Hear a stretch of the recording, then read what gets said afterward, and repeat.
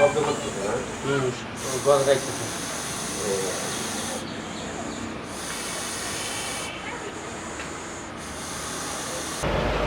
এটা কি ভাই?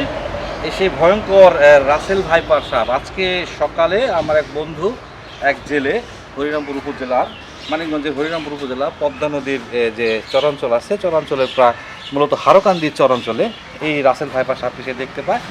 তার জালে আটকা পড়ে, তো আমাকে ফোন করার পরে বললো যে বন্ধু, এরকম একটা রাসেল ভাইপার সাপ আমরা পাইছি, হ্যাঁ এই দেখছি আমার জালে আটকা পড়ছি, সেক্ষেত্রে আমি কী করতে পারি? বললাম যে এটা মাইরো না, তুমি আপাতত নিয়ে আসো, কারণ বিভিন্ন রিসার্চে, কারণ রাসেল ভাইপার তো অনেক কিছু, মানে রাসেল ভাইপার সম্বন্ধে অনেকে তো জানে না, এটা আসলে নিয়ে গবেষণাও হয় না।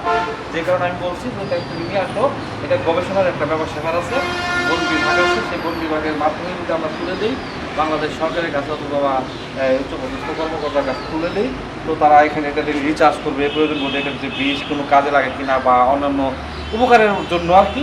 যে আমার তো রাসেল ভাইপার সাপ দেখলে অনেকে মেরে ফেলে, হ্যাঁ অনেকে মেরে ফেলে, বা অন্যান্য সাপ দেখলে মেরে ফেলে, বের হয় নাই। কেন বের হয় নাই? কারণ এই সাপের বিষটা তো অনেকেই সংগ্রহ করতে পারে নাই। ওই হিসাব করে আমি আজকে এই রাসেল ভাইপার সাপটা ওইখান থেকে হরিরামপুর থেকে এই হরিরামপুর উপজেলার চরাঞ্চল থেকে ধরে এনে আমার বন্ধুর মাধ্যমে ধরে এনে আমি মানিকগঞ্জে বন বিভাগে আসছি। বন বিভাগে আসার পরে আসলে মূলত বন বিভাগের কাছে আমি এটা বোঝাই দেবো, তারা আসলে নিরাপদ আবাসস্থলে তারা ছেড়ে দিবে আর কি। বা বুঝতে পারছি এতদিন যাব এই যে অলস করে দেখেন আমার আত্মাতে ঘোরাঘুরি করতেছে, এই যে ও কিছুই বলতেছে না। তাহলে কামড়টা কি সিস্টেমে দেয়?